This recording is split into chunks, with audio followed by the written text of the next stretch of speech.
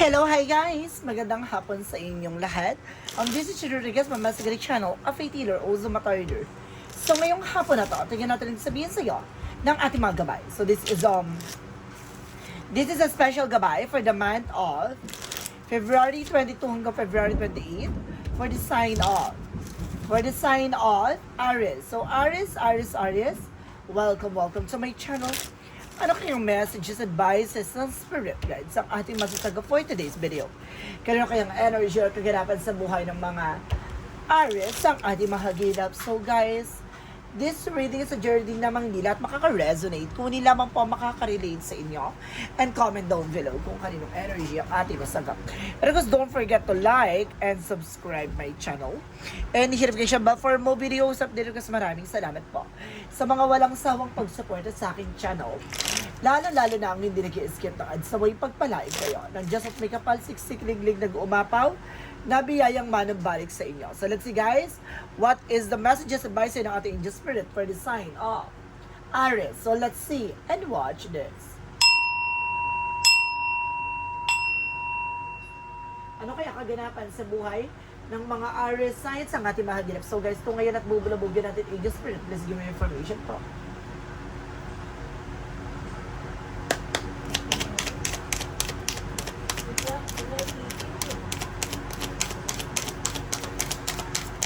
Okay, there's a Five of Swords. So this is something okay, there's a Five of Swords represent with something self-sabotage, no? Nagkakaroon ng self-sabotage dito not because of your action. Nagiging mainitin ang ulo mo. No, kaya kailangan wag yung padalos-dalos. No, parang may mga bagay dito na nagdadala sa ng No, parang nagigisa ka sa sarili mo mantika, parang nagdadala sa ng temptation or something aggressive. And this is something that page of cups by your intuition. Lagi kang makikinig sa gut feeling mo. Na mayroon sa yung inner, there's something inner voice na pinapaalalahanan ka na you need to pay attention. Oh, maging kalmado. Oh, dahan-dahan. Oh, wag mong gawin yan. May mga ganong scenario. And this is something that two of us by choices, no? Piliin mo yung mga bagay na makakabuti sa'yo. No? Piliin mo yung mga bagay na makakatulong sa'yo. Huwag kang maging padalos-dalos sa mga pagpili, desisyon. No? And this is something that's our moment for major changes. May mga bagay na maaaring makasira sa iyo, may mga bagay na unti-unting sisirain sa eksena mo, no? Kaya kailangan maghihanda ka. What is additional messages? And there's something, the Four of Cups. Now, just re-evaluate or analyze. May mga bagay na kailangan mo pag-isipan. There's something an offer na maaaring naguguluhan ka kung tatanggapin mo. Ayun yung kailangan pag-iisipan mo. This is something na visualize, analyzations, no? Bago kang mag-choose or bago mo piliin yung eksena na to. And there's something, the Nine of Cups. There's something an offer that brings you a wish fulfillment. So may mga bagay na matutupad na anumang pangarap, kagustuhan, maaari may isang katuparan. There's something heart desires, no? There's something desires into reality. So talagang kung ano man yung pinapangarap mo, inaasam-asam mo, maaaring makamit mo. What is the Five of Swords? Represent with Knight of Swords. Ito yung sinasabi ko na magiging mabilis ang eksena. No, yung magiging mahinahon ka. Kasi nagiging padalos-dalos ka guys. So, kailangan pag-isipan mabuti. And there's something, the Seven of Coin. Nag-represent with the harvest moment. No, makinig ka sa intuitions mo. No, there's something consequences, guys. No, kumbaga pinapakita dito na kung man yung mga bagay na gagawin mo, ay maaaring mag-reflect yan sa action mo. Kaya kailangan mag-iingat ka. What is the Two of Wands? The Two of Wands represent what? Represent with the Five of Wands. Now, choose wisely. This is something of complication. No, maaaring magkaroon ng komplikasyon, magkaroon ng problema. No, there's something argument, no, or disagreement. Kaya kailangan maging no? Maging mabusisi or maging handa ka sa magiging decision mo. And there's a Six of Cards represent or give and receiving something by the universe. Magiging balance ka dito, emotional, physical, mental. So this is something give and take, guys. There is something support. No, and this is a tower moment for a changes, no? Malaking pagbabago na magaganap sa'yo, kailangan maging balance ka. So, lagi mo titingnan yung a bigger picture, na consequences, no? Kaya kailangan pag-isipan mabuti bago ka mag-take ng action, ano yung possible na magiging outcome or mangyayari. What is the Four of Cups? The Four of Cups represent with the Chariot card. There's just something, an action and movement, no? Kumbaga, unti-unti mong makikita at matatanggap, no? Ang mga unti-unting pagbabago. So, kailangan mag-iingat ka for choose this situation or something and choose this thing, no? Kaya kailangan na maging mabusisi. What is the Knight of Cups? Represent with a high priestess. So this is something a hidden agenda or hidden enemies or there's something unexpected moment. Alam niyo guys, with the Knight of Cups, nakikita ko there's something blessed in this guys. Na parang pinakita dito na kaya nangyari to, no? Para hindi para saktan ka, para pahirapan, kundi para unti-unti mong matutunan, no? Malaman yung mga eksena na wag ka mag-expect masyado. Don't expect too much, no? Kumaga kapag masyado ka nag-expect sa isang situation, nako, masakit, lalagapak. No, kaya kailangan kumaga pag-isipan mabuti, no? So let's see what is the Five of Swords, because the Knight of Swords represent with the Ace of Cups. So something a love offer, no? May bagong pag-ibig na papasok sa iyo na maaaring magdala sa ng kilig, harot, no? At maaaring muling magmahal ka, no? Kaya kailangan pag-isipan mabuti. Dahil parang ang relasyon parang kanin daw na hindi basta-basta sinusubo dahil mapapasok ka. Ganun! So let's see what is the page of comes the Seven of Pentacles. Reference with the King of Coin. No, there's something practicality. So kailangan maging practical ka, no? Sa lahat ng action, sa lahat ng mga desisyon, kasi kumbaga pag nagawa mo na hindi mo na yung mababawi pa, no? Kaya kailangan pag-iisipan mabuti kung itong bagay na to magre-reflect ba sa akin, itong bagay na to there's something consequences or there's something disadvantage, ganon. Kailangan mag-isip ka, tingnan mo yung kahihinatnan. What is the Two of Wands? Because the Five of Wands. Five of Wands because the Two of Wands represent with the Queen of Coin. Just being practical. And there's a good sense pagdating sa interviewer. No? How to manage and of course control your money wisely. No, kailangan alam mo kung paano mo pagyayabungin, palalakasin ang iyong finances. So, ibig sabihin dito, may mga nagbibigay komplikasyon. Kaya mag-ingat ka sa mga luho, bisyo, ha? Kasi isa sa nagbibigay komplikasyon, kaya hindi nagtutuloy-tuloy yung magandang eksena mo. No, kaya hindi ka nakakaipon, kaya ganito, ganyan. Kasi masyado kang, kumbaga, nag-i-stick doon sa situation. And of course, guys, may na-sense din ako dito na parang isa sa nagiging komplikasyon yung say yes, no? Parang oo ka na lang ng oo. So, kailangan marunong ka din humindi. What is the Tower moment? Because the Six of Coin represent with the Two of Cups. There's a partnership, guys, no? There's something collaboration, socialize. There's something a customer, client, no? There's a lot of client, and of course, there's a lot of money coming in for you, no? There's some financial windfall, and there's something a big sudden changes, no? Malaking pagbabago na hindi mo akalain ng ganun mangyayari. There is something, the Four of Cups, because the Chariot card represents the Three of Cups. There's something celebration, no? Unti-unti ka na makakaranas ng kaligayahan, celebration, no? Na di mo akalain na mangyayari to. Parang ganon, no? What is the Knight of Cups, because the High Priestess represent what? Represent with the Four of Wands. I told you so. This is something, celebration, homecoming, family gathering. There's something unexpected wedding, no? Meron ditong hindi akalain na mag-propose sa'yo, and there's something promotion, no? There's something a mystery na hindi mo inisip na o hindi mo lubos maisip o hindi mo inakala na matatanggap mo, no? Or makukuha mo. Ganon. So, let's see what is additional outcome. For the outcome, guys, there's a Page of Wands by good news. May magandang balita daw dito. And there's something the Devil card, no? Oh my God, there's something temptation or toxicities or negativities. Let's see, to clarify this reading. So this is the Ten of Cups. No, may naiinggit daw sa'yo na kaya hinaharang yung mga magagandang opportunities para sa'yo. So let's see what is additional messages for finances and career. For finances and career, represented with the Five of Cups, there's a disappointment, regret, no? And of course, this is something, our rejections, and this is something the Ten of Swords, sabotage. No, may sumasabot tayo talaga sa'yo para mawala lahat ng eksena. No? Pagdating sa finances. Parang gusto nito, madrain ka. Gusto nito, mamroblema ka. Gusto nito, parang maghirap ka. Ganon. And there's something, see, Eight of Swords. There's a lot of negativities around you. See? Tinatraidor ka para mawala lahat ng eksena mo. or para masayang lahat ng mga pinaghirapan mo dahil sa totoo lang nasa paligid mo ang nakakasira ng finances mo or either a family related, no? Kumbaga lahat ng mga konektado sa iyo, isa sa nakakasira kaya hindi ka makalis sa situation. And there's something the Queen of Wands. Confident. Kailangan lakasan mo ang pakiramdam mo, lakasan mo ang loob mo para maging matapang, no? Para maging maganda ang kalalabasan ng eksena mo. So let's see, what is additional messages with an angel spirit for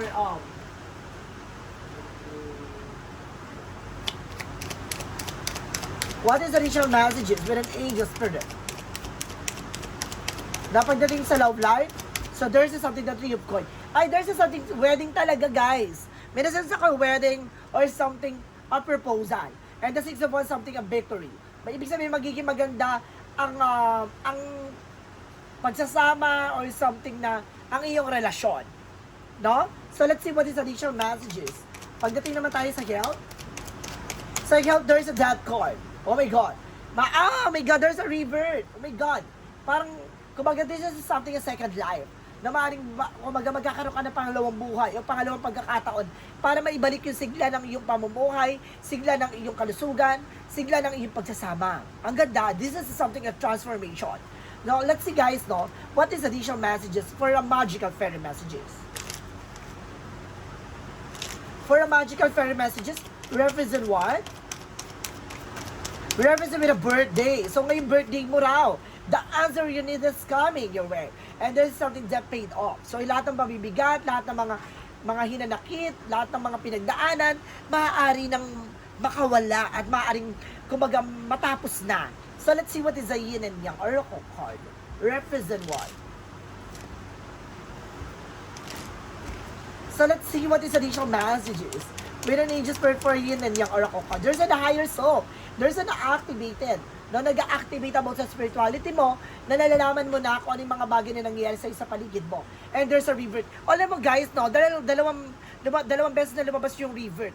So it means there's something, a second chances, no, na maaaring magbigay sa'yo ng panibagong eksena. Parang, this is the moment na parang makabawi ka na, parang, kumaga, binigyan ka ng pagkakataon para sa pangalawang eksena, ganon. No, there's just something na masasagot lahat ng mga katanungan mo. What is the synchronicities? Represent what? There's a nickel. Na pangahawakan mo to, lagi mong pakakatandaan, there's a night visions. Na binibigyan ka na mas matalas na intuition. And there's a summer. Na ngayon summer season, guys, this is the answer you need is coming your way. Talaga ngayong summer season, maaring masagot na lahat ng katanungan mo. So let's see what is additional messages with an angel spirit guide.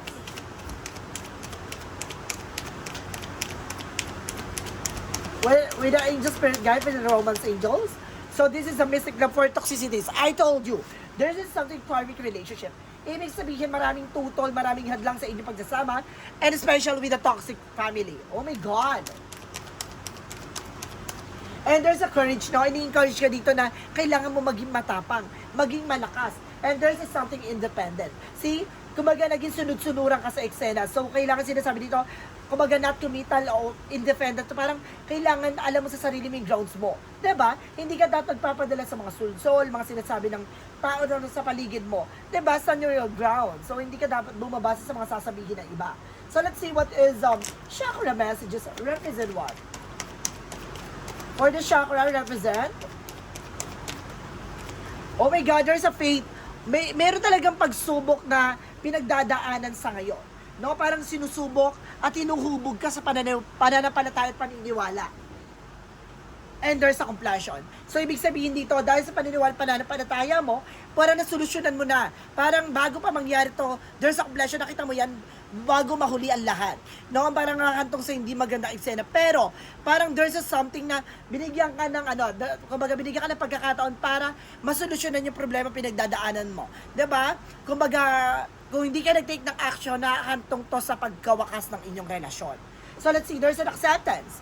No? Unti-unti mo na matatanggap. Nakita mo yan, yung pagkain na yan, there's something na hinakain. Pero there's something orasyon na nasa likod mo, na meron palang duman, nagdadasal ng mga pagkain hinakain sa'yo. So just be aware guys, ha?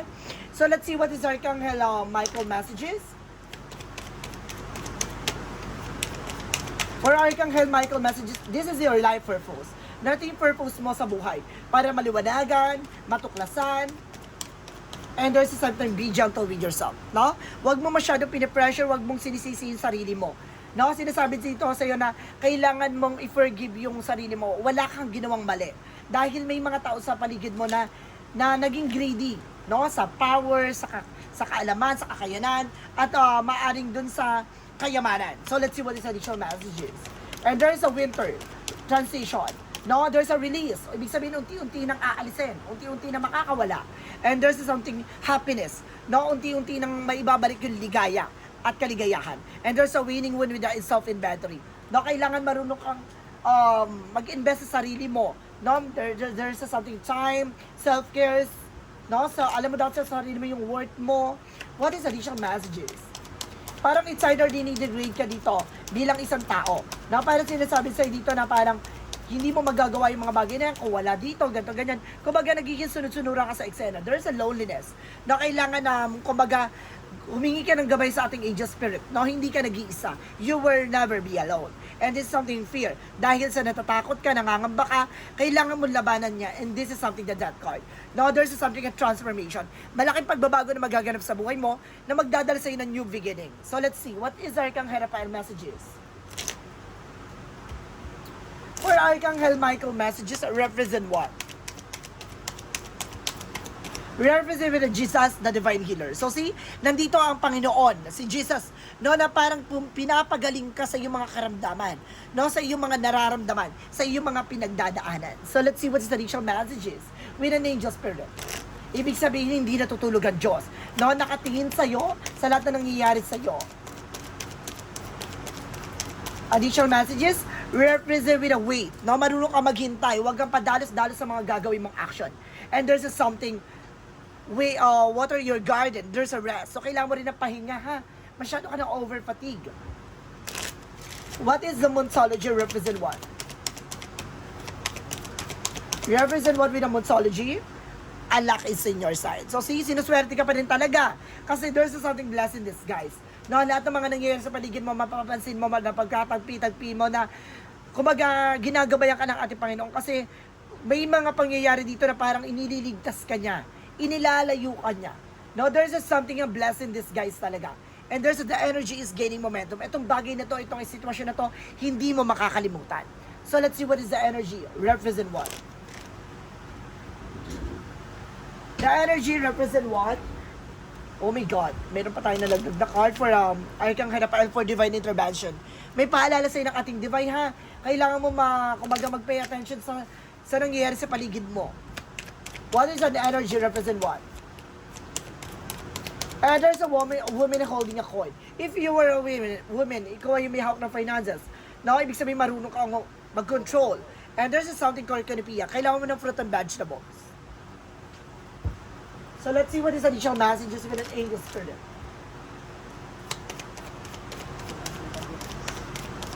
And there is something, a counseling. No, there's an advices. No, there's an empathic ear. So kailangan mo makinig sa mga gabay mo. And there's a creative expression. No, mas palawigin mo, no, ang kaisipan mo sa mas maganda pang eksena. So let's see what is the Romance angels represent what?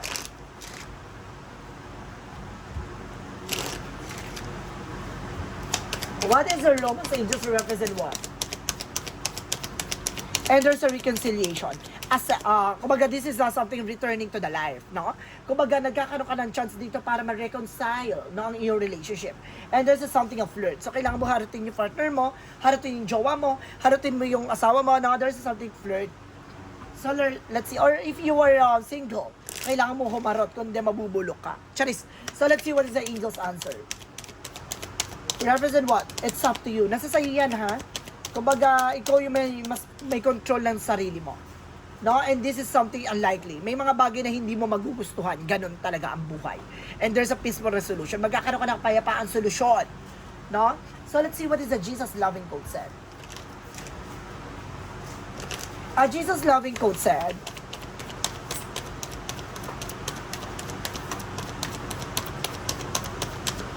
and of course, sinasabi dito, judge not that you be not judge, no? Huwag mong isgahan yung isang bagay nang hindi pa nangyayari para hindi para hindi ka rin husgahan, no, ng sitwasyon. So, para sinasabi dito guys na huwag mong pangunahan, no? Huwag kang gumawa ng action na isang bagay na wala kang kasiguraduhan. So, kailangan mong humingi ng gabay sa ating Angel Spirit. So, let's see what is the angel's number. The angel's number represent what? 333 for support. See? Napapansin mo, there's a something, angel spirit na ginagabayan ka, support. And there's a seeing the angel's number. 333 is a sign that it's time to focus inward. Work on your skills. Discover your talent and use your imagination, unleash your inner artist. Doing so will boost your self-esteem and sense of competence. It does wonder for you, sense of purpose, and contributes for your community. No? Kumbaga sinasabi dito na sinusuportahan ka ng ating mga gabay. Na kailangan mo magtiwala at maniwala. So let's see what is additional messages. Messages of life.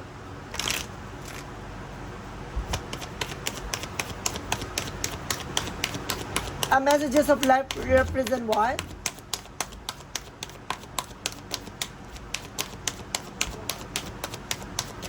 Messages of life represent what? Inner power. There's something in inner power and there's a shrine card. No? Excuse me. So, ibig sabihin dito, kailangan mo maging malakas, maging matibay. Today, I maintain control of my emotions. I rise above self-doubt. I affirm my own power and stand strong in my unshakable faith. Today, I know that I have the strength to overcome anything I encounter. I find my courage, the truth. Holding tight to the force of love, I interpret over fear. So see, kailangan mo labanan at takot at pangamba mo. Kailangan mo maging kalmado dahil nagiging agresibo ka sa bawat eksena na nalalaman mo. So kailangan mo ikalma yung nararamdaman mo dahil hindi mo may sasakatuparan kung ano man yung mga bagay na dapat mong gagawin. No? Kaya kailangan buong tiwala at pananampalataya ang ipagkaloob mo sa ating Panginoon. There's an inner power, no? Kumbaga sinasabi dito, unti-unti mo madidiscover, unti-unti mong mapangahawakan ang mga bagay-bagay na ibibigay sa'yo ng ating mga gabay. Today, I choose to see myself as significant. I acknowledge my true strength. I remain steadfast in the face of adversity. I stumble. I pick myself up, knowing that I am filled with the power of the universe. I accept and appreciate myself in every way. I contain the most precious treasures of this world within me. The universe shines through me. So see, unti-unti mo matutuklasan sa sarili mo ang kalakasan, no?